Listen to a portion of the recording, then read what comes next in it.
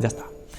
Estaba tratando de conectarme a la red Wi-Fi, algo que hacemos habitualmente y no se imaginan lo peligroso que puede llegar a ser navegar sin seguridad. La seguridad en redes Wi-Fi es algo que hay que tener en cuenta a la hora de conectarse a Internet. La mayoría de personas que se conectan a Internet mediante Wi-Fi desconocen los peligros a los que pueden estar expuestos. Por ello, a continuación vamos a comentar algunas buenas prácticas y peligros que pueden surgir tras conectarse. Cuando una persona contrata una conexión a Internet, ya sea una empresa o en su casa, lo que suele hacer es dejar la contraseña que nos ofrece la compañía y conectarnos a ella confiando en que nadie más nos podrá conectarse. Si no hacemos nada, es muy probable que tarde o temprano esa clave sea descubierta, dado que los algoritmos de generación de contraseñas por defecto suelen descubrirse. Solo tenemos que fijarnos en las numerosas aplicaciones que hay para sacar contraseñas y que podemos encontrar para Android. La mayoría pensará, bueno, si alguien descubre mi contraseña, lo único que podrá pasar es que vaya a Internet más lento. Pues la verdad es que sí, pero puede darse lo siguiente también. Un peligro que puede surgir tras conectarse a un intruso es que puede ver todas nuestras carpetas compartidas. En el caso de una empresa podría significar compartir datos privados con personas ajenas. Otro posible peligro de tener un intruso en nuestra red son los ataques mind in the middle, que voy a explicar de la siguiente manera. Cuando nos conectamos a Internet por una red inalámbrica, nos tenemos que conectar a un aparato, llamémoslo punto de acceso. Y todo lo que hagamos, navegar, introducirnos en redes sociales, ver nuestro correo, viaja a través de ondas entre nuestro dispositivo hacia ese punto de acceso. Un intruso podría ponerse entre nosotros y el punto de acceso y poder espiar todo lo que hacemos por Internet, sin darnos cuenta de nada. Podrá haber chat, emails, contraseñas. Otro peligro puede ser un ataque de web spoofing, con el que un intruso podría hacernos creer, por ejemplo, que estamos accediendo a nuestro banco o a nuestra red social. Pero sin embargo estaremos accediendo a una página idéntica, pero que en realidad es administrada por él, por lo cual podrá sacar nuestro usuario y contraseña. Un par de consejos sencillos para asegurar nuestra conexión pueden ser: en primer lugar, nuestra contraseña hay que cambiarla, quitando la contraseña por defecto y poniendo una contraseña de al menos 8 dígitos. Otro consejo es que cuando queráis estar muy seguros de que nadie puede ver lo que estéis haciendo, cuando entréis a un banco, por ejemplo, fijaros en el candado que sale al lado de la dirección web del banco, arriba a la izquierda. Ese candado nunca debe estar en rojo. Espero que estos consejos os sean útiles.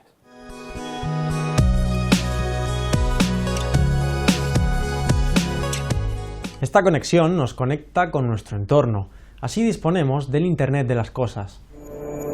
El término de Internet of Things hace referencia a la conexión a Internet de sensores, vehículos, máquinas y todo tipo de objetos de uso cotidiano.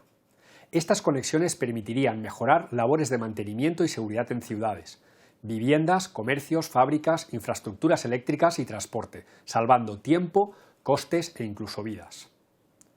Poco a poco, hay cada vez más objetos inteligentes, más cosas que de pronto se conectan a Internet y se controlan a través de una app, y sobre todo, más soluciones para conectar lo que hasta ahora estaba aislado y sin conexión. Esta explosión de la tendencia se ve también en el número de startups que están naciendo alrededor del Internet de las cosas. Y es que, si te imaginas semáforos que retrasan el verde cuando alguien mayor cruza la calle, o una vivienda que aprende de los hábitos de sus habitantes y optimiza la temperatura, lo normal es que grandes y pequeñas compañías con sede en Silicon Valley y en el resto del mundo ya ofrezcan productos para la Internet de las cosas, como por ejemplo Cisco Systems, Intel, Oracle y recientemente Google, tras la compra de Nest. Nest es un termostato sencillo que utiliza el color naranja y el color azul para indicar si está activa la calefacción o el aire acondicionado, y nos muestra un número que es el que indica la temperatura. Y por último, una ruleta que nos indica el nivel de intensidad con la que está activa la calefacción o el aire acondicionado.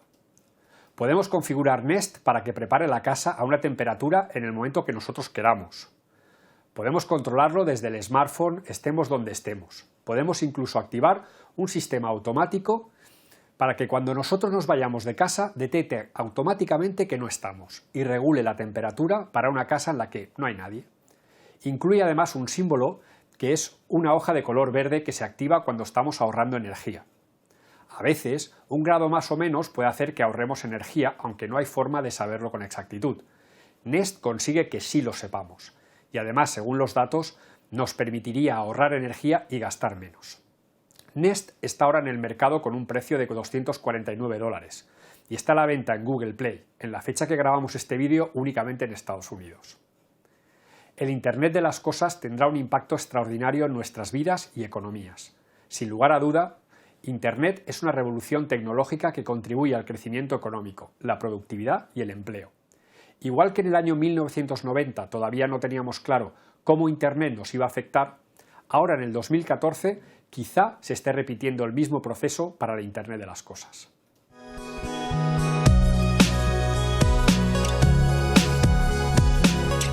Siempre tendremos cuidado con las intrusiones. Pensad que en Internet la información circula y puede ser captada por otras personas. Otra cosa es que sepan interpretar los mensajes que mandamos. Para evitar los ojos ajenos, ciframos. Se designa por criptografía simétrica o de clave secreta a los métodos criptográficos en los cuales se usa una misma clave para cifrar y descifrar mensajes. Yo soy la clave. Yo también. No. Repetimos. En la criptografía simétrica, ciframos y desciframos con la misma clave. Yo soy la clave. Yo también. Con la clave ciframos los mensajes. Y la misma clave la utilizamos para descifrarlos. Emisor y receptor deben ponerse de acuerdo en la clave. Así, la fragilidad de este método reside en la propia seguridad de la clave. Para que no caiga en manos desconocidas, es muy importante que sea muy difícil de adivinar. Por este motivo, los métodos actuales usan claves de 128 bits. Un abanico de posibilidades del orden de 2 elevado a 128 posibles claves. Difícil de descubrir, pero no imposible. El principal problema de estos sistemas de cifrado reside en el intercambio o distribución de claves. Ejemplos de algoritmos simétricos muy utilizados son DES, RC5 o AES, que es el algoritmo con el que se cifró el fichero de Wikileaks.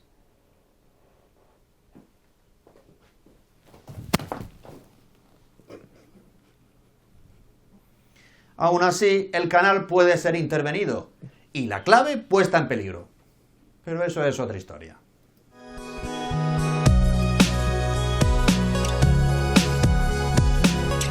Acabo de comprar un libro con mi móvil. La cantidad de servicios que nos ofrece este artilugio es impresionante. Y cada vez más las empresas se lanzan a ofrecer sus servicios, porque servicio no prestado es servicio perdido. En esta presentación hablaremos de las consideraciones especiales sobre los servicios, de sus características y de las estrategias de marketing que podemos emplear cuando lo que comercializamos es un servicio. Los servicios son muy variados. Nos encontramos con servicios turísticos, peluquerías, sanidad, educación, deportes, transportes, financiación, seguros, etcétera, etcétera. Todas las estrategias que vamos a decir se adaptan unas mejor a unos servicios que otras. Cuando hablamos de bienes y servicios, hay que recordar que pocos son los bienes tangibles puros y pocos los servicios puros. Habrá bienes tangibles con algún aspecto, algún servicio que los mejora, pero también servicios que se pueden acompañar de algunos bienes. Por ello, cuando le preguntamos a un consumidor ¿qué tal el servicio recibido?, su percepción puede ser muy diferente, porque depende de las circunstancias en las que se prestara el servicio. Algunos pueden estar encantados y otros horrorizados. Las características más importantes de los servicios son su intangibilidad, su inseparabilidad, la heterogeneidad, la caducidad, porque servicio no prestado, servicio perdido. Y además, en algunas actividades, unos costes fijos muy elevados y inestabilidad por parte de la demanda. ¿Qué se hace desde el punto de vista del marketing como estrategias específicas de los servicios? En primer lugar, tangibilizar el servicio. La intangibilidad del servicio se refiere a que éste no puede ser percibido por los sentidos. Por tanto, lo que tenemos que hacer es darle al consumidor la posibilidad de que desarrolle una representación tangible del mismo. ¿Cómo? Estableciendo soportes físicos, identidad visual, algo que haga que el consumidor recuerde ese servicio. En segundo lugar, tenemos que ayudar a identificar el servicio. Eso lo podemos hacer asociando nuestro servicio a una marca, a un símbolo, a una persona, a unos personajes. Por ejemplo, el servicio deportivo de la UCAN se asocia muy bien a los equipos deportivos que tenemos, así como a nuestros deportistas. Por otra parte, habrá que fijar el precio en función del valor que perciba el cliente. El valor se refiere, como no, a las ventajas que recibe un cliente por las cargas que soporta por su percepción. A continuación, también se puede realizar la venta cruzada, es decir, ofrecer 2 o más productos en un mismo paquete. Por ejemplo, en el servicio deportivo de la UCAN, lo que hacemos es que al abonado le damos la posibilidad de obtener por el mismo precio varias actividades. Otra cuestión es utilizar los medios de promoción personal. Eso lo podemos hacer mostrando empatía. También podemos diferenciarnos por la calidad del servicio, recordando que se refiere a calidad percibida y que hay múltiples acciones que se pueden hacer respecto a la fiabilidad. Por ejemplo, rapidez, responsabilidad, cortesía, etc. También deberemos crear una sola imagen corporativa. ¿Cómo? Con un logotipo, con tarjetas de visita, con la actitud y vestuario del personal de contacto, etc., proyectando nuestra identidad. Las dos últimas estrategias son contrapuestas. En primer lugar, la estandarización. Eso nos permitirá ahorrar costes. Por ejemplo, en un centro deportivo podemos estandarizar el servicio utilizando máquinas que funcionen solas sin necesidad de un monitor. Por otro lado, la personalización, que es todo lo contrario, prestando un servicio específico para cada cliente. Lógicamente, esto encarece su coste. Además, será necesario contrarrestar la caducidad. Recordar que la caducidad se produce porque el servicio no prestado es un servicio perdido. ¿Qué podemos hacer? Poner precios diferenciales, hacer paquetes bonos, ofrecer actividades complementarias en épocas en las cuales la demanda es más baja, etc. En definitiva, debemos realizar una gestión eficiente de los servicios. Más información encontraréis en el manual Marketing y Dirección Comercial.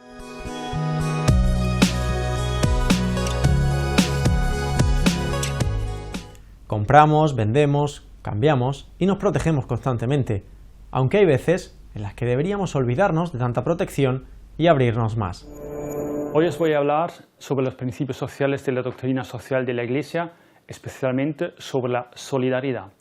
Como ya hemos visto en varios polimedias, que estos principios tienen ese conjunto de 5 dimensiones. La solidaridad ahí tiene una función, yo diría más bien transversal, que pasa por todos los principios y da cierta matiz a todos los principios de los que ya hemos hablado. Ahí es importante que la solidaridad normalmente la entendemos muy rápidamente pensando en las personas que se entregan, que hacen cosas para los demás, pero en la doctrina social, que subraya también esta dimensión, contempla también esta solidaridad no solamente como una virtud, sino también como un principio social que da vida a las estructuras que estamos creando en nuestra sociedad. Esto lo vamos a ver un poquito más. La solidaridad, sobre todo, refleja la interdependencia, la interrelación que tenemos con las personas y es expresión fundamental de ser social, de ser personas sociales. Lógicamente, buscamos ahí esta sociabilidad en su dignidad e igualdad. Es un elemento transversal entre todos los principios. Reconoce nuestros vínculos con los demás y con esta finalidad de buscar un crecimiento común. El yo no puede existir sin el otro. Mi bien está determinado también por el bien de los demás. Por eso la solidaridad es un vínculo fundamental con el otro, es una virtud en nuestro actuar, pero también un principio que debe existir en las estructuras de nuestras sociedades. Esto lo vamos a profundizar. También vemos que desde la doctrina social de la Iglesia hay un vínculo especial con el mensaje de Jesús, donde vemos una forma de solidaridad pues muy radical. La Iglesia también ha entendido de este vínculo radical de Jesús con su vida solidaria incluir una opción preferencial por las personas necesitadas. Estos van a ser los ejes de los que vamos a hablar aquí. Bien, vamos a hablar primero sobre lo más sencillo, ¿no? La solidaridad como virtud moral. Entendemos perfectamente que la solidaridad es una virtud que se vive en las personas. No es tanto un sentimiento solamente superficial, sino realmente se busca detrás también un compromiso firme por el bien común. Es más que simplemente sentir por los demás, sino tener una actitud firme para conseguir el bien común. Y esto implica muchas cosas: estilo de vida, permanencia, perseverancia, luchar con los demás para mejores condiciones. Y así vemos que la involucración no solamente es una cuestión de sentir algo, sino también del hacer y de cómo hacerlo. Y esto tiene una repercusión en nuestra propia vida. Es un sentir y actuar como responsable de todos. Eso es un poquito el ideal, ¿no? Es un reflejo también de que somos conscientes de que realmente nuestra vida en la sociedad ya debe mucho a esta sociedad, porque hemos nacido ya en una sociedad que nos ofrece muchas cosas. Tenemos instituciones de educación, tenemos sistemas de sanidad, la propia familia es el primer hogar donde nosotros podemos y necesitamos para desarrollarnos. Y todo esto realmente es algo que debemos a este entorno, no es algo que nosotros mismos hemos construido. El progreso científico, con todos los medios que estamos viviendo, no son tanto cosas que nosotros hemos hecho, sino que nos viene ya dado. Los bienes materiales, lo que hemos conseguido, el nivel de bienestar. Con lo cual realmente el ser humano en su desarrollo ya tiene una deuda también con su entorno, y responder a esta deuda es una forma de la solidaridad, de implicarse, de compartir y de querer ofrecerse con sus capacidades y con sus dones al servicio de los demás. Cuando hablamos de la solidaridad como principio social, ya estamos pensando en otros ejes. Pensamos que tiene que ser un principio que ordena a las instituciones.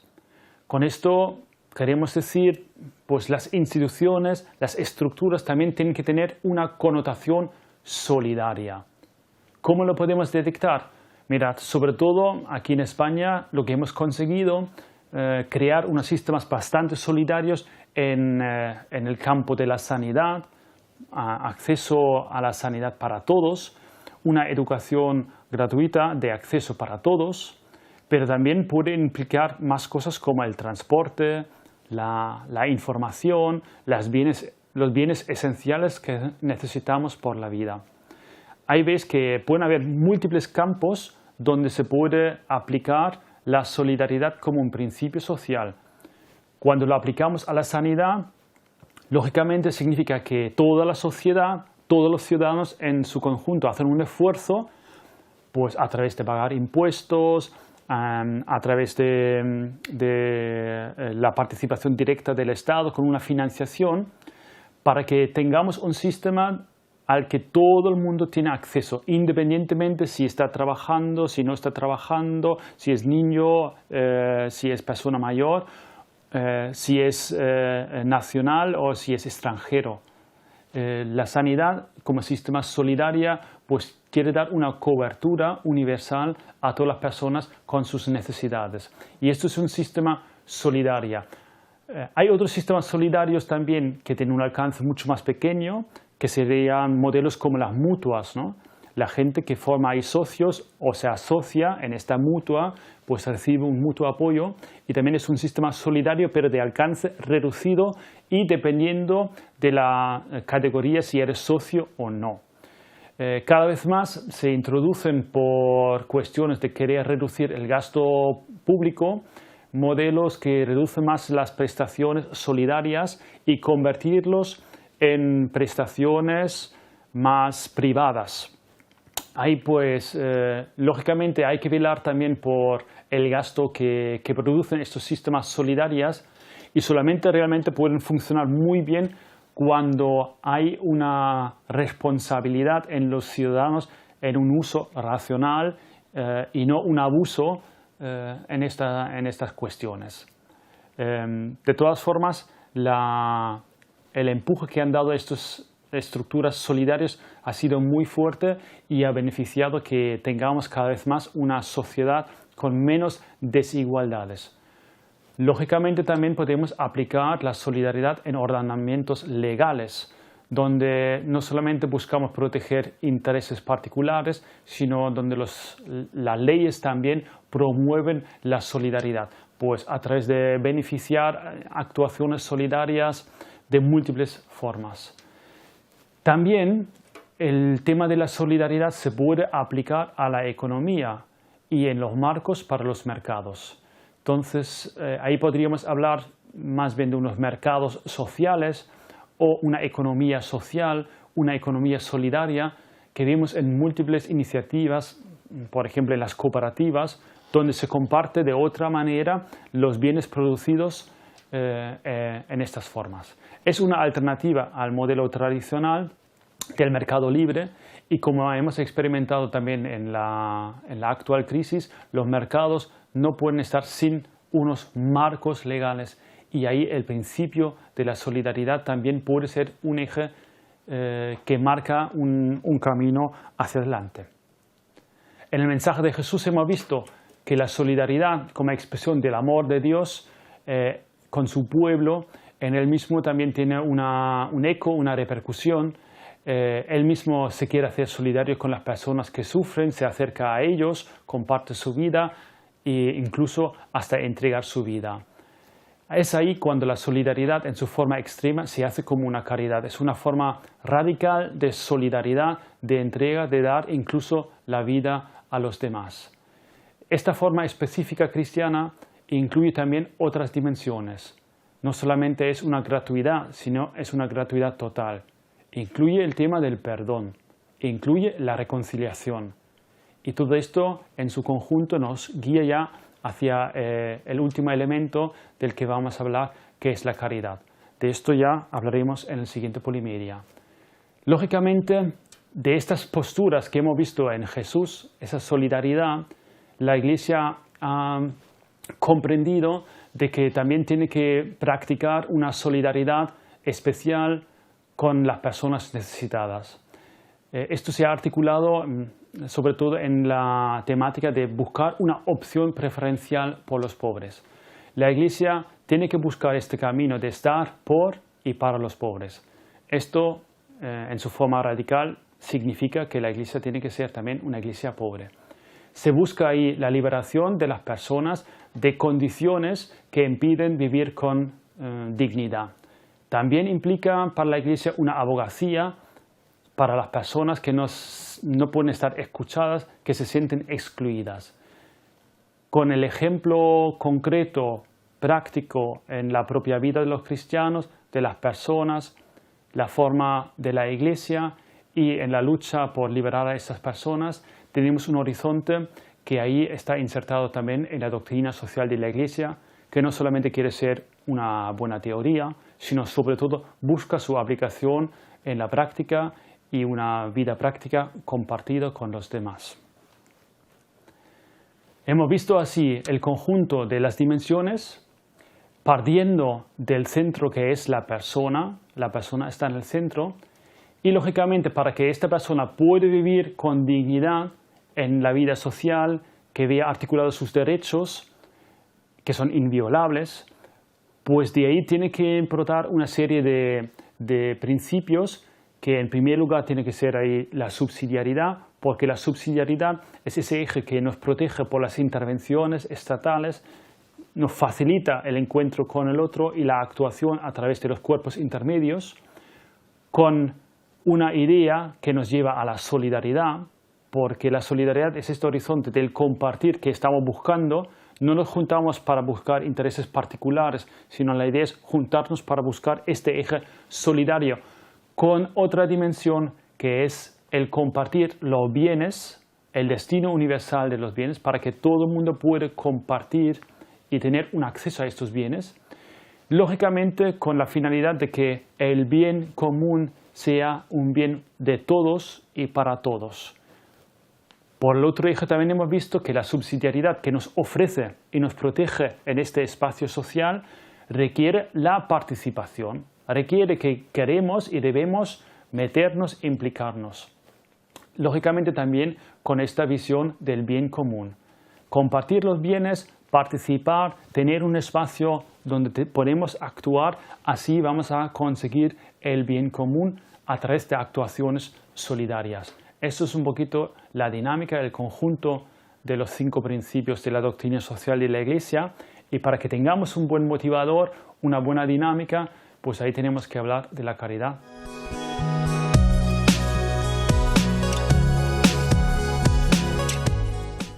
Y hasta aquí la clase de hoy. Volvemos la próxima semana con más unidades, más profesores y con más ganas de seguir aprendiendo.